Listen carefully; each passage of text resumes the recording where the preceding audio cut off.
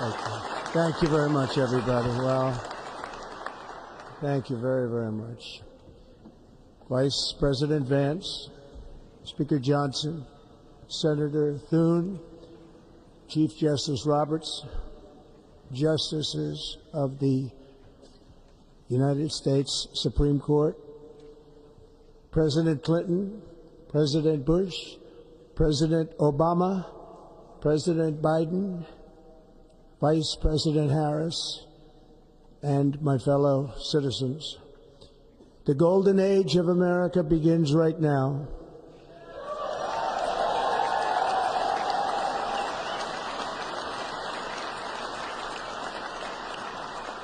From this day forward, our country will flourish and be respected again all over the world. We will be the envy of every nation, and we will not allow ourselves to be taken advantage of any longer. During every single day of the Trump administration, I will very simply put America first.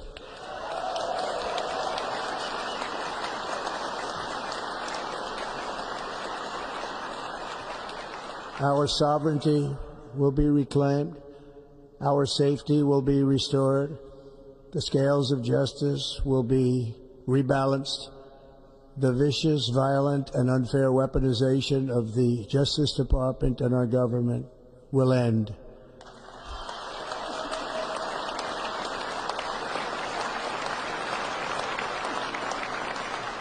And our top priority will be to create a nation that is proud, prosperous, and free.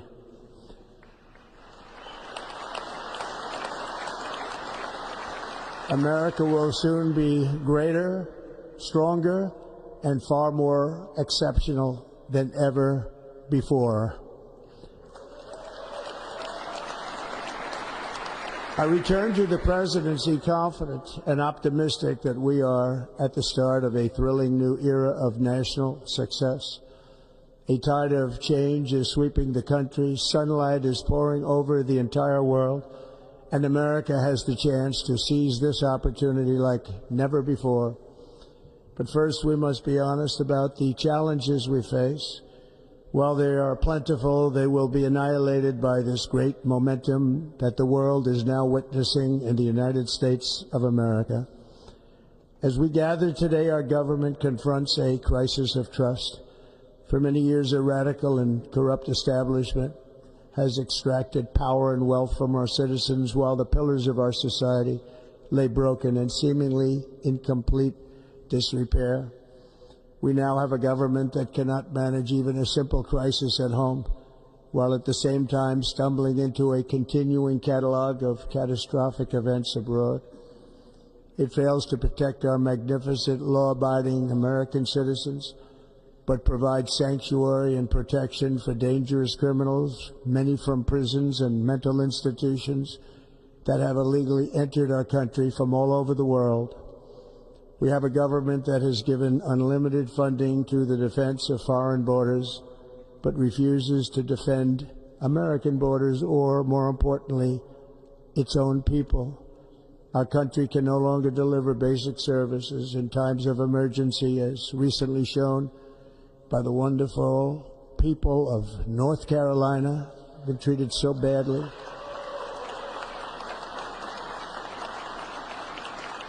And other states who are still suffering from a hurricane that took place many months ago. Or more recently, Los Angeles, where we are watching fires still tragically burn.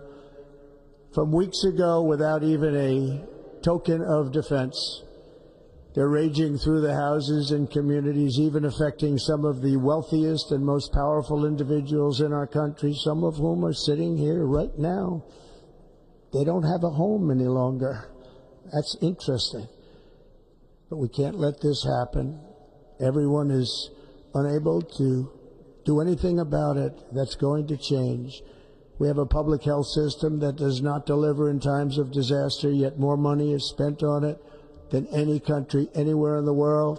A system that teaches our children to be ashamed of themselves in many cases, to hate our country despite the love that we try so desperately to provide to them. All of this will change starting today and it will change very quickly.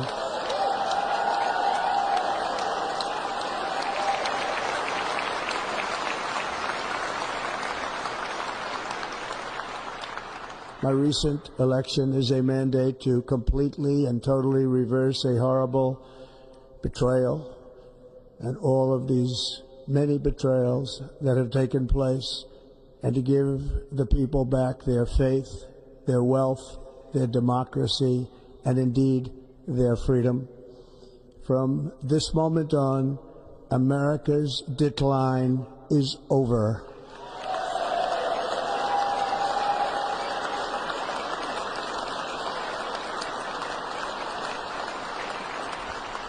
Our liberties and our nation's glorious destiny will no longer be denied, and we will immediately restore the integrity, competency, and loyalty of America's government. Over the past 8 years, I have been tested and challenged more than any president in our 250-year history, and I've learned a lot along the way. The journey to reclaim our republic has not been an easy one, that I can tell you. Those who wish to stop our cause have tried to take my freedom and indeed to take my life. Just a few months ago in a beautiful Pennsylvania field, an assassin's bullet ripped through my ear. But I felt then, and believe even more so now, that my life was saved for a reason. I was saved by God to make America great again.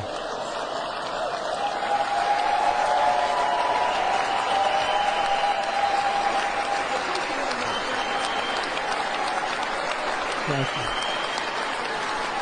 Thank you.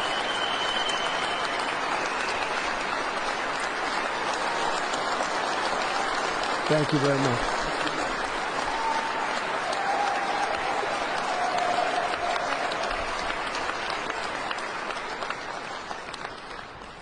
That is why each day under our administration of American patriots, we will be working to meet every crisis with dignity and power and strength. We will move with purpose and speed to bring back hope, prosperity, safety, and peace for citizens of every race, religion, color, and creed. For American citizens, January 20th, 2025 is Liberation Day.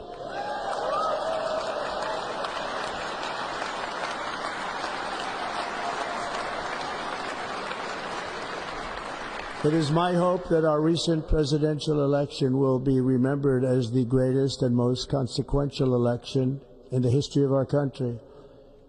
As our victory showed, the entire nation is rapidly unifying behind our agenda with dramatic increases in support from virtually every element of our society, young and old, men and women, African Americans, Hispanic Americans, Asian Americans, urban, suburban, rural, and very importantly, we had a powerful win in all 7 swing states, and the popular vote, we won by millions of people. To the Black and Hispanic communities, I want to thank you for the tremendous outpouring of love and trust that you have shown me with your vote.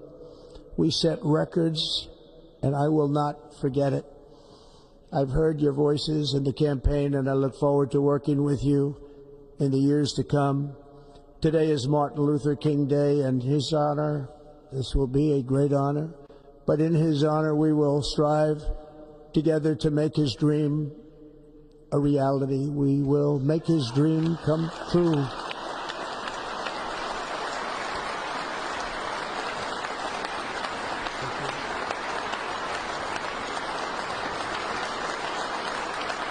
Thank you. Thank you. National unity is now returning to America, and confidence and pride is soaring like never before. In everything we do, my administration will be inspired by a strong pursuit of excellence and unrelenting success. We will not forget our country. We will not forget our Constitution. and we will not forget our God. Can't do that.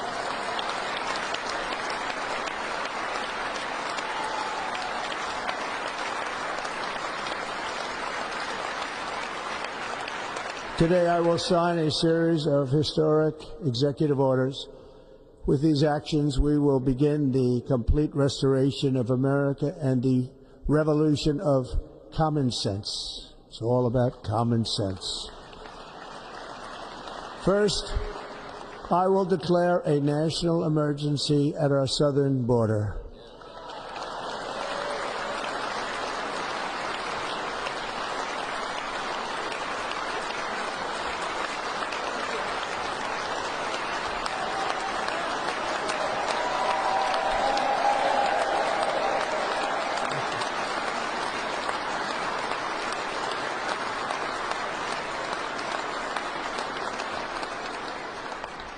All illegal entry will immediately be halted, and we will begin the process of returning millions and millions of criminal aliens back to the places from which they came. We will reinstate my Remain in Mexico policy.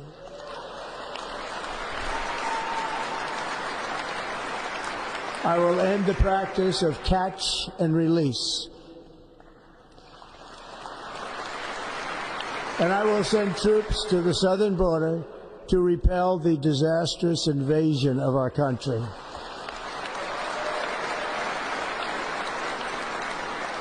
Under the orders I signed today, we will also be designating the cartels as foreign terrorist organizations.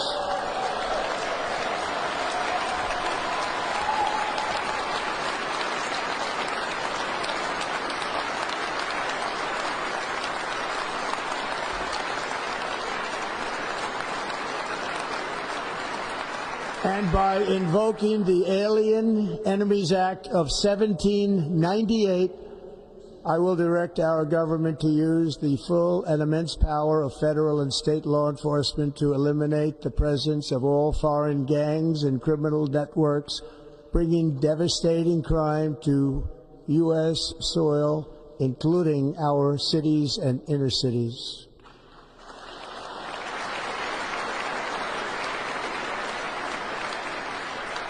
As Commander-in-Chief, I have no higher responsibility than to defend our country from threats and invasions, and that is exactly what I am going to do. We will do it at a level that nobody's ever seen before. Next, I will direct all members of my cabinet to marshal the vast powers at their disposal to defeat what was record inflation and rapidly bring down costs and prices.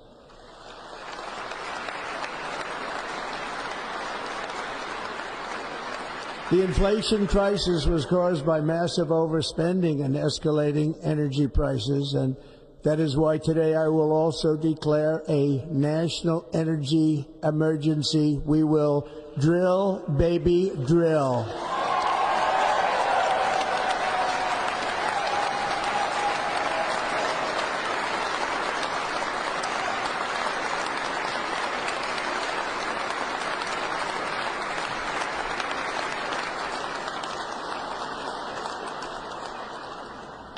America will be a manufacturing nation once again, and we have something that no other manufacturing nation will ever have, the largest amount of oil and gas of any country on earth, and we are going to use it.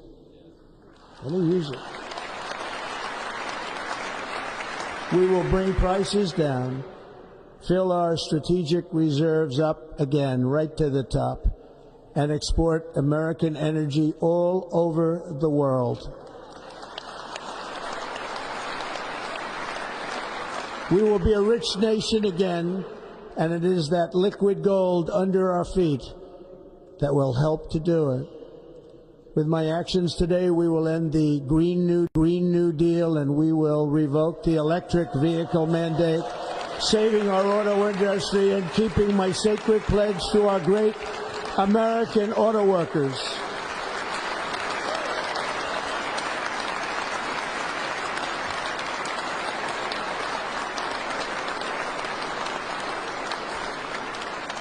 In other words, you'll be able to buy the car of your choice. We will build automobiles in America again at a rate that nobody could have dreamt possible just a few years ago. And thank you to the auto workers of our nation for your inspiring vote of confidence. We did tremendously with their vote. I will immediately begin the overhaul of our trade system to protect American workers and families. Instead of taxing our citizens to enrich other countries, we will tariff and tax foreign countries to enrich our citizens.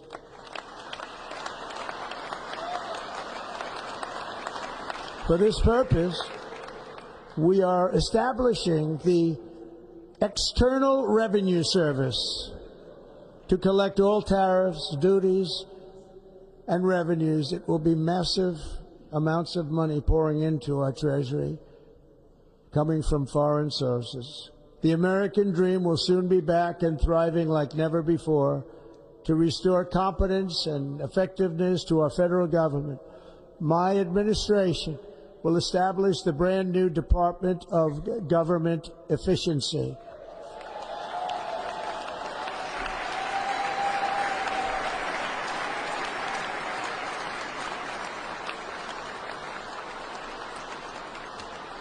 After years and years of illegal and unconstitutional federal efforts to restrict free expression, I will also sign an executive order to immediately stop all government censorship and bring back free speech to America.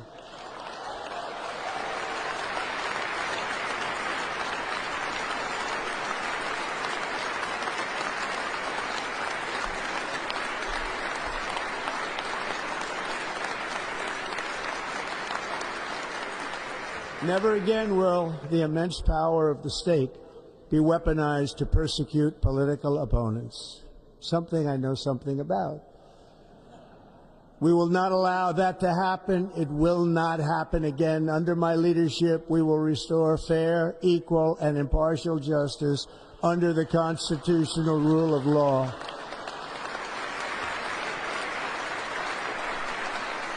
And we are going to bring law and order back to our cities. This week, I will also end the government policy of trying to socially engineer race and gender into every aspect of public and private life.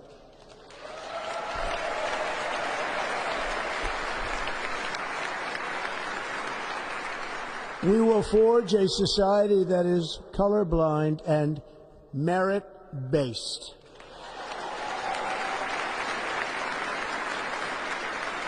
As of today, it will henceforth be the official policy of the United States government that there are only two genders, male and female.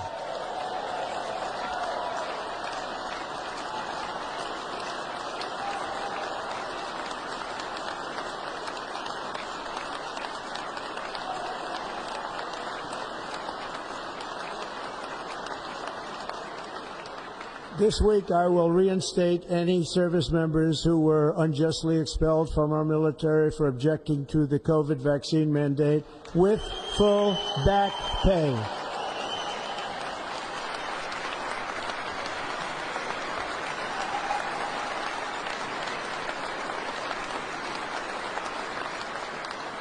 And I will sign an order to stop our warriors from being subjected to radical political theories and social experiments while on duty. It's going to end immediately. Our armed forces will be free to focus on their sole mission, defeating America's enemies.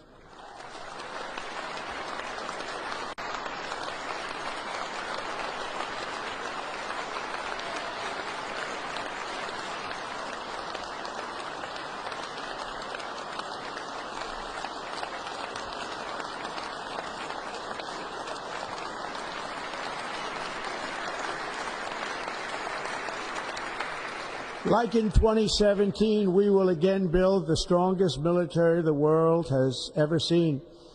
We will measure our success not only by the battles we win, but also by the wars that we end, and perhaps most importantly, the wars we never get into.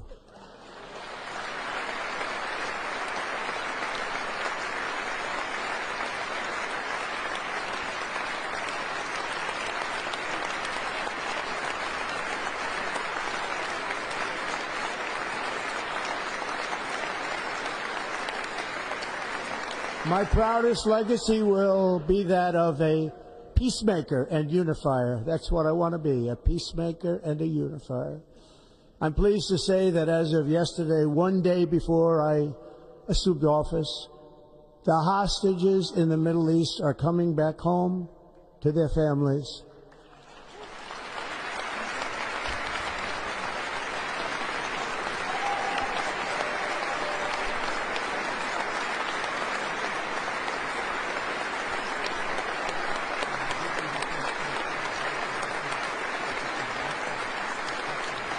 Thank you.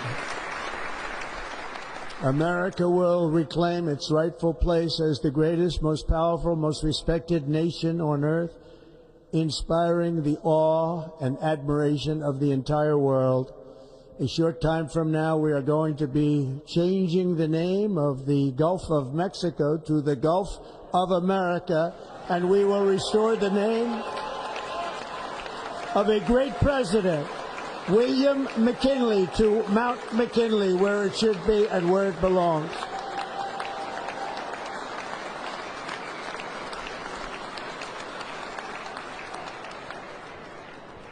President McKinley made our country very rich through tariffs and through talent. He was a natural businessman and gave Teddy Roosevelt the money for many of the great things he did, including the Panama Canal, which has foolishly been given to the country of Panama after the United States. The United States, I mean, think of this, spent more money than ever spent on a project before and lost 38,000 lives in the building of the Panama Canal. We have been treated very badly from this foolish gift that should have never been made, and Panama's promise to us has been broken. The purpose of our deal and the spirit of our treaty has been totally violated. American ships are being severely overcharged and not treated fairly in any way, shape, or form, and that includes the United States Navy. And above all, China is operating the Panama Canal, and we didn't give it to China, we gave it to Panama, and we're taking it back.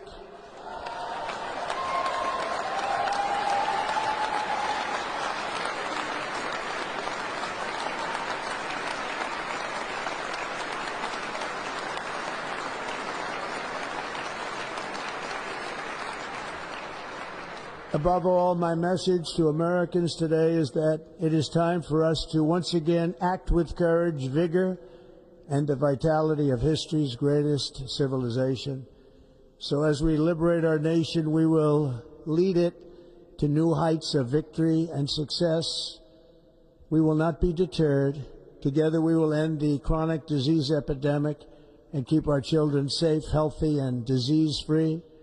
The United States will once again consider itself a growing nation, one that increases our wealth, expands our territory, builds our cities, raises our expectations, and carries our flag into new and beautiful horizons.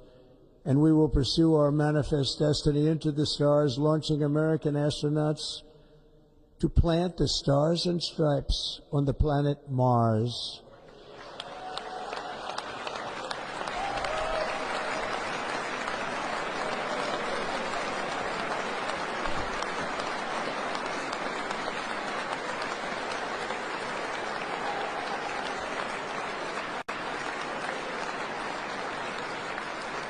Ambition is the lifeblood of a great nation, and right now our nation is more ambitious than any other. There's no nation like our nation.